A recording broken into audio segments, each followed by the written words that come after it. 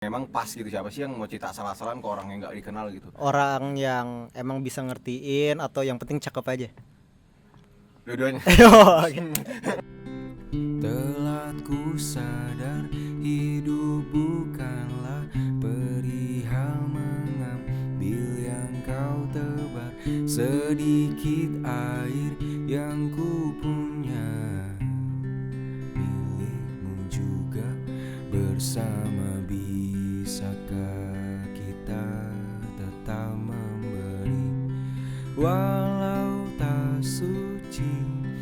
Bisakah terus mengobati walau membiru?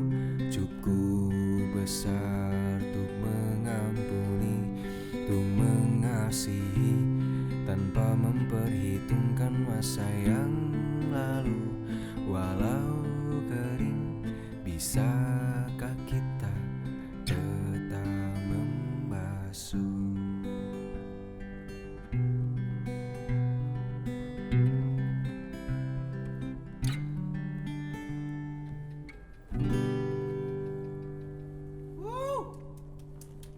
Hey, gua Maku di podcast episode pertama ini.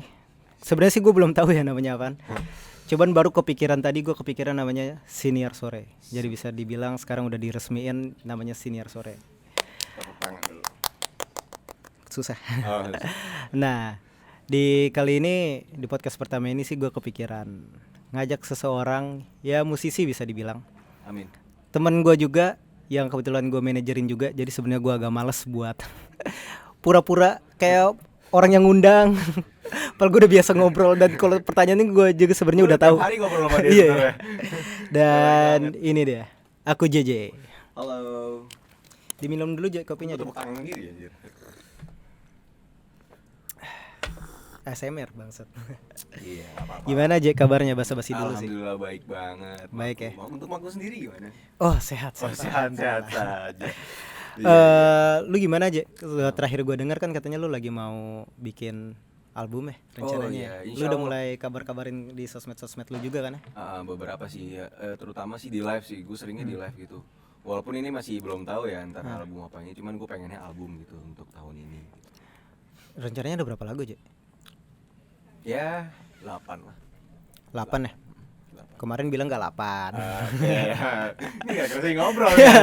Jadi tahu, Cok. Aduh.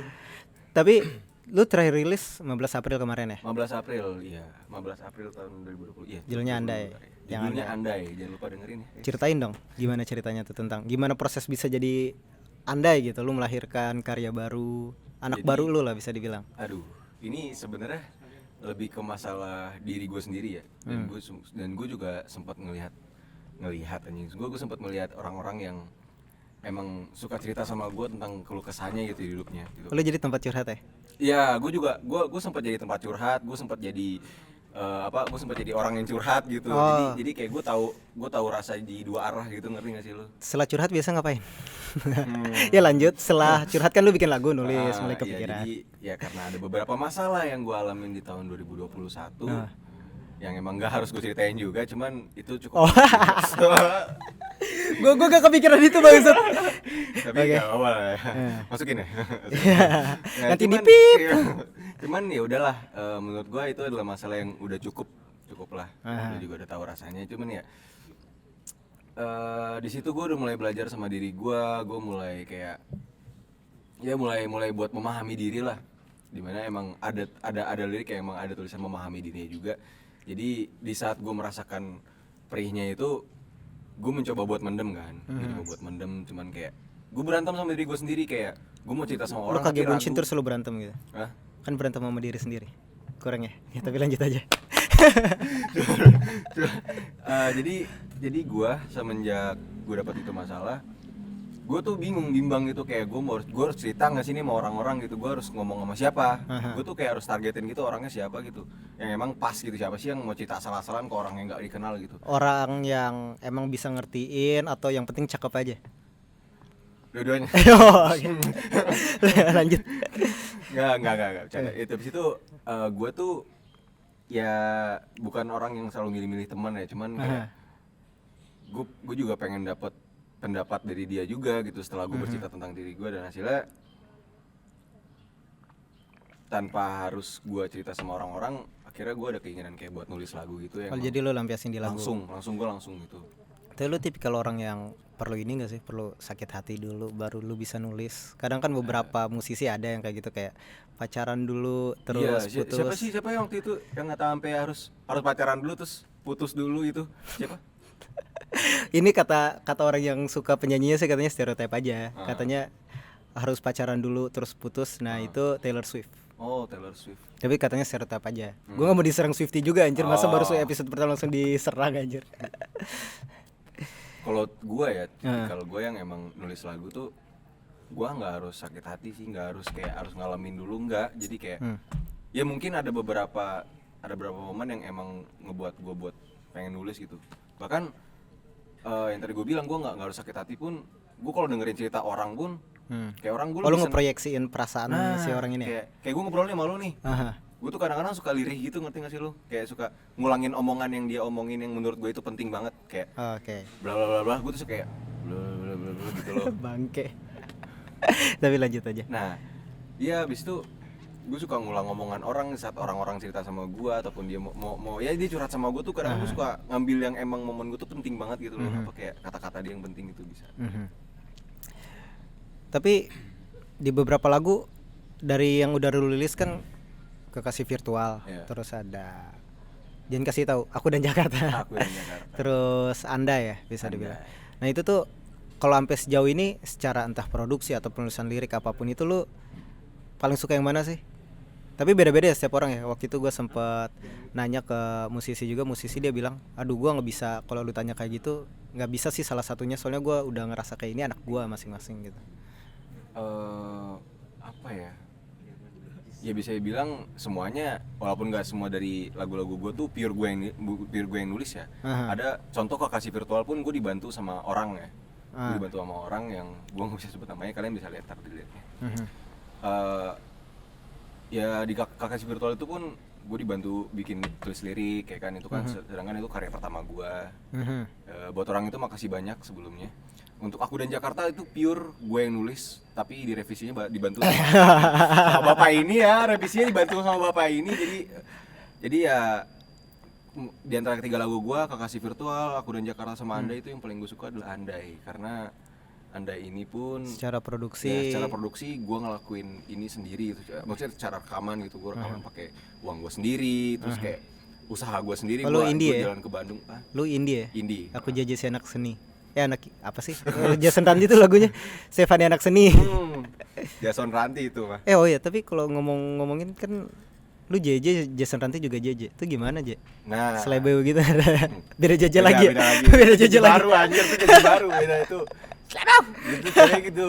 Kalau JJ gitu selebeu gitu. Nah, kalau gue enggak selebeu, guys. Cuman ya gue tak. Oh iya, lu JJ tarak. Ya, jadi orang-orang manggil gue JJ itu kebetulan aja. Kalau menurut gue emang kebetulan di saat gue. Jadi gue tuh dulu ini gue flashback lagi, nggak apa-apa ya? Flashback aja. Nggak apa ya? Oh ya, jadi buat kalian yang nggak tahu, ini gue adalah JJ yang ada di TikTok. Gue JJ tak yang dulu sempat bikin ya tren-tren gitu. Gue malas bilangnya sih sebenarnya. Lu aja nggak tahu kalau jadi ngetren aja. Iya, gue nggak tahu. Itu gue benar-benar nggak tahu sama sekali. Gue cuma kayak kok bisa jadi trending. Padahal sebelum gua pun udah ada yang udah begini duluan gitu. Oh iya. Cuman kebetulan lu yang lebih orang banyak lihat lah. Nah, di TikTok itu. Sedangkan TikTok tuh lagi rame-ramenya aplikasi lah, lagi buru-buru rame lah gitu tahun 2020 2021. Ya jadi tapi belakangan gua rasa lu kayak menghindari, kayak misalnya namanya lu nggak mau TikToker gitu, pengennya oke musisi langsung. Apa ya? Semenjak gua bukan gak nyaman dipanggil TikToker sih. Lebih tapi pengen dikenal sebagai gue lebih pengen dikenal ya. Kalau misalnya JJ sebenarnya gue antara bimbang ya. Gue pengen ganti nama, gue sampai sempat bilang sama lu juga lah. Gue pengen ganti nama, bukan JJ gitu, ganti nama yang emang ada nama guanya yang aslinya gitu. Soalnya nama gue kan Muhammad Zaidan Hasan Mubarok ya kan. Lanjutannya apa tuh? Kan panjang-panjang. Panjang banget sumpah aja nama lu. Ya cuman apa ya? Yang gue bilang tadi, JJ itu gara-gara gue ganti nickname di TikTok pas lagi tren itu lagi naik banget gitu. Jadi sebelum gue buat trak-trak itu nama nickname TikTok gue tuh Zidan. gue ganti jadi JJ karena emang tapi gua lu lagi gabut titipkan aja. nggak? Hah? Kan Zidane aku titipkan. Beda Zidane lagi ya. Beda ntar lu Nama lu sama semua deh, JJ, Jason Ranti sama JJ Slebel. Oh. Lu Zidane aku titipkan. Ya makanya tapi nggak ada Zidane. Oh, Zidane belum ada. Zidane Ya? belum ada. Intinya orang mah Zidane. Iya Zidane kalau nggak JJ ya kebanyakan. Zidane kadang. Zidane. Tadi apa pertanyaannya gue lupa lagi. Apa sih? Oh ya, Ya, itulah. Yang nggak mau jadi tiktoker itu apa ya, tak-tak-taknya itu bukan pengen gue hilangin ya. Banyak teman-teman gue yang musisi juga, musisi dari TikTok juga yang kayak gue sampai bilang gue mau ngilangin tak-tak-taknya. Terus kayak banyak dari mereka tuh bilang kayak jangan J please gitu katanya, jangan itu lu banget katanya. Jadi kayak ya siapa anjir yang di TikTok tuh yang kalau bukan tak-tak tuh bukan lu siapa gitu, yang orang-orang tahu tuh lu doang gitu. Tapi ya baik lagi, gue dari diri gue sendiri pun nggak tahu entah kenapa alasannya apa, cuman gue nggak mau dibilang gue sebagai tiktoker aja gitu. Oh iya. Mungkin karena gue punya lagu ya, Jadi lu pengen, gue juga belum ngerasa banget jadi musisi gitu. Ya, jadi bisa ngangkat karya lu juga kan? Ya di situ pun, jadi gue bukan hanya content creator yang cover terus ngetrak tak gitu, gue nggak mau. Itu kan lu tinggal di Cawang ya? Di Cawang, iya. Jaktim ya masuknya? Jaktim. Jaktim Cililitan situ. Ya Cililitan. Lu grow up di sana gimana? Gue kan secara gue juga Jaktim anjir sempat di Rawamangun. Lu Jaktim mana? Rawamangun. Yang ada Rawamangun. perang sarung masih jalan. Perang sarung masih jalan sih. Bulan puasa kemarin masih main. Perang sarung tuh masih main. Oh iya. Buat kalian yang anak Cilitan pasti tahu lah DKI ya kan. Anak DKI. Tapi dulu gue asik sih anjir. Biasanya gue janjian dulu sama anak mana gitu ya. Kayak biasanya perjalan, kalau jalan rumah gue kan jalan Wahab. Nah terus kayak misalnya anak Multikarya atau jalan Mede janjian dulu. Kayak nanti ini ya ngetos gitu. Janjian jam berapa baru. Itu biasanya gue kalau perang sarung gitu dari abis taraweh. Oh, bukan pas habis taraweh. Biasanya tuh jadwalnya habis sholat isya kan ceramah dulu. Oh, nah iya. baru tuh. Baru mulai. mulai. Nah ini kadang-kadang jadi ini jadi ngebahas perang sarung nih. Iya lanjut aja. Tapi gak apa lah ya. Ini kalau gue di zaman gue ikut-ikutan berantem gitulah. Itu tuh pentolan lah. Pentolan keberapa emang? Enggak lah, enggak ada pentolan. Oh, enggak ada pentolan. SD itu terakhir pentolan SD itu. Ya gue apa ya, mulai perang sarung tuh ya bener abis isya. Cuman kalau versi lebih rockesnya lagi tuh abis tarawih tuh lebih rockes lagi gitu, lebih bebas lagi gitu. Oh lu yang ini ya, lu suka cule gitu ya, pakai apa sih? Enggak. Sarungnya ujungnya taruh kawat atau paku dikasih karet. Sempet waktu itu. Wah lu setan lu sialan lu. Gue sempet lawan mana ya gue lupa. Cuman abis itu istilah ada kayak temen gue yang dia kan bisa dibilang kayak jagoannya lah. Kena dia sininya luka. Jebol langsung anjir, lemah. Nah nggak tahu ya, cuman itu sih momen-momen perang sarung itu yang emang gue kangenin sebenarnya. Nah, oh ya kan Aku dan Jakarta juga bisa dibilang kan nyangkut ke memori lu Jakarta, kecil. Nah lagu gue ya Aku dan Jakarta tuh nyangkut sama memori itu juga, sama teman-teman kecil gue gitu. Oh iya. Tapi kocak sih lu sempet ceritain temen lu si Ahmad. Oh iya, si Ahmad lu Julius kalau nonton ini mudah-mudahan nih temen kecil gue sih. Temen kecil gue kalau nonton, gue harap lu bisa kenal gue lagi, gue pengen ketemu lu aja. Oh iya, Je. Lu di musik dari kapan sih? Hah? Lu di musik dari kapan? Bisa dibilang secara gue Maksudnya kayak lu mulai seriusin as a profesional gitu. 2021 sih. Semenjak gue masuk label. Manajemen Ya. Iya. Itu manajemen label. Bisa dibilang. Iya, antara dua-duanya sih kan masih mulai awal-awal juga kan. Ya, Jadi kayak ngebentuknya bisa dibilang label juga, bisa dibilang manajemen juga. Semenjak baru lu mulai profesional di situ ya. Semenjak gue udah mulai ngelahirin lagu gue yang Kekasih Virtual tuh, gue sampai pengen ngerilis lagi gitu.